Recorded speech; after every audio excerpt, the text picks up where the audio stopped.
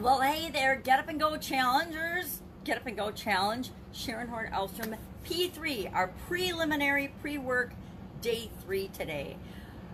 I realized last night that we have 10 days leading up to the next challenge, next Get Up and Go Challenge, August 1st, right here on the Get Up and Go Challenge page, 11 a.m. Central Time. Not sure how long they're going to be, probably anywhere from under 10 minutes. And if vote in the comments below. Share in the comments below. Do you want me to keep them short? Do you want me to keep the 30 days really short, 10-minute thing, and then an action item? Or do you want me to go more in depth on certain topics? You decide. You know, I can talk for an hour on stuff or on just about any topic. Sad but true. Or we can keep it under 10 minutes. I love doing challenges that are under 10 minutes. Guess why? Because we can do it. All of us can find 10 minutes in our day to listen to a video or a lesson and then take an action every single day. And it doesn't usually take an hour to describe something that we can actually do to take action on every single day.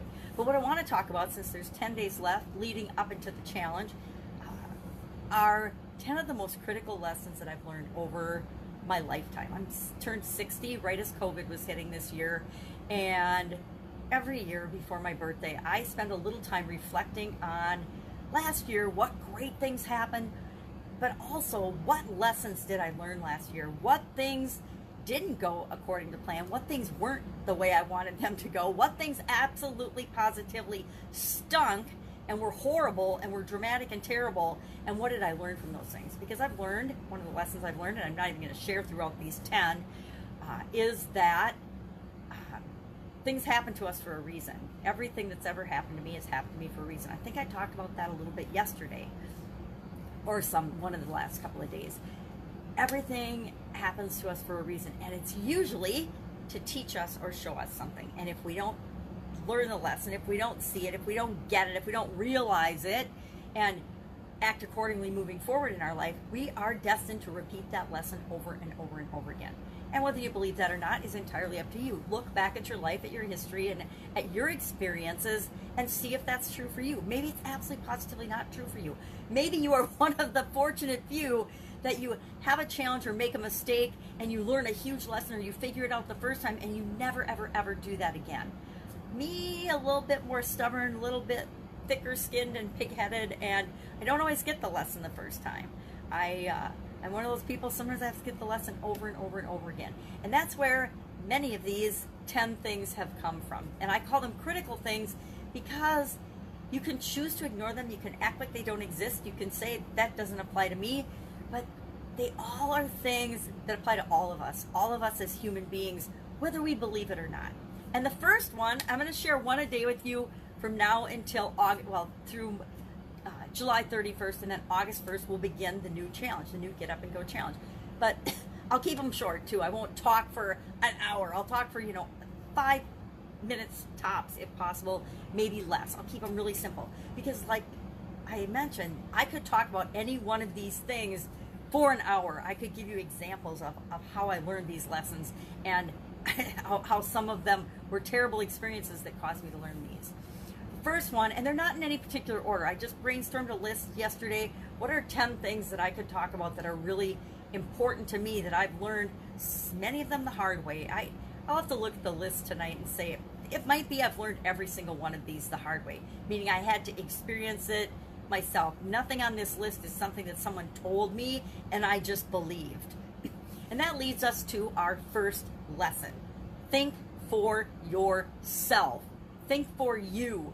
I like to say T, the number 4, and then the letter U. Think for you. And remind myself of this every single day. Every single day of my life, I remind myself consciously to think for myself and ask myself, what does this mean to me? Whatever this is, whatever I'm looking at, whatever I'm being exposed to. COVID-19, and in the United States, the unrest and the turmoil and the riots over George Floyd's death and everything else that ensued after that, and continues to pop up a lot due to politics and the political campaign. We absolutely positively have to and must, each and every one of us, think for ourselves. We have to ask ourselves, what is the intent behind what I'm seeing, what I'm hearing, what I'm experiencing, and what I'm feeling?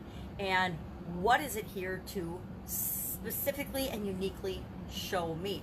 Maybe it's here to show me that I'm watching too much news. Maybe it's here to show me that I'm listening to the radio all the time. I gave up, and this is me personally, my story.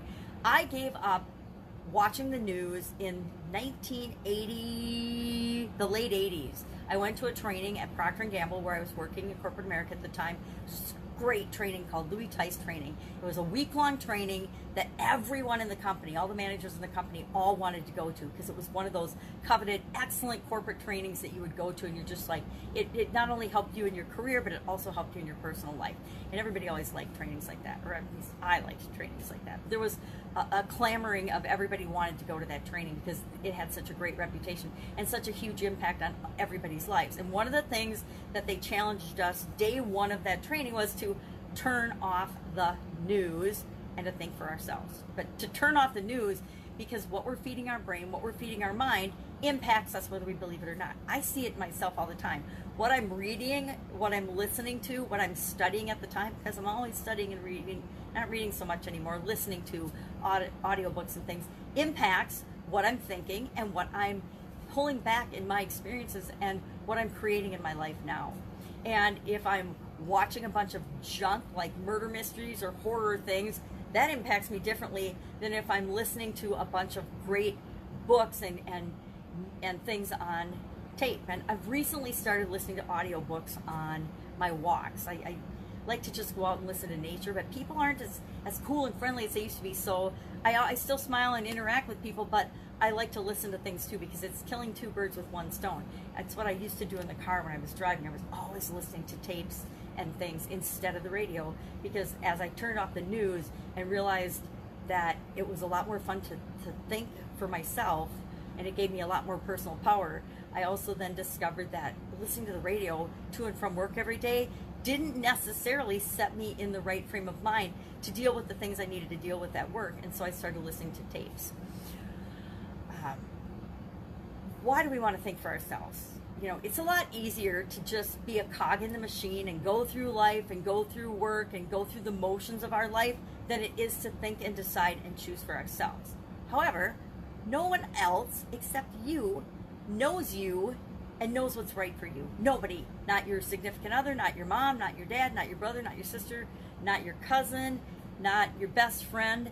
Nobody knows you like you do. Nobody can think for you. People can influence you and try to manipulate you, but ultimately it's up to you to pick your thoughts and decide what you're going to think. Now, if you don't believe me, just try a little experiment, and we'll do a little action item at the end of this. Just try to not think of a red barn. Anybody? Don't do it. Don't think of a red barn. Whatever you do, do not think of a red barn. Well, how many people, as much as and as hard as you tried, did not have an image of a red barn flash through your mind, even instantaneously? We all do. Because as soon as somebody tells you not to do something, guess what? You automatically want to do it. Even if you don't really want to do it in the first place, don't eat that caramel pie. And they show you this delicious, decadent piece of caramel pie. Caramel is my thing. And then, of course, you want to eat it. And even if you weren't hungry, you're going to the refrigerator to look for something sweet to eat. If you happen to have caramel pie, you're delighted. If you don't, you're looking for something else. And you might even make the run to the store to get that caramel pie. We are so easily influenced, and we're so open to suggestion. It's up to us to kind of put a little bubble around ourselves and filter the thoughts and all of the stimulus that we get through our own mind, through the filters that are right for us. So think for yourself is the first one. Today our action item is to ask yourself, are most of my thoughts positive or negative? That's it. Just today, are most of my thoughts positive or negative? And then what is the emotion that you feel the most often throughout the day, throughout your day-to-day? Just today, not any other day, but just today. And today is not representative of your life. It's just an experiment for today. What are most of your thoughts? Pay attention a little bit to your thoughts. Are most of them positive or negative? And then what are you feeling most? What is the number one feeling you feel the most throughout today?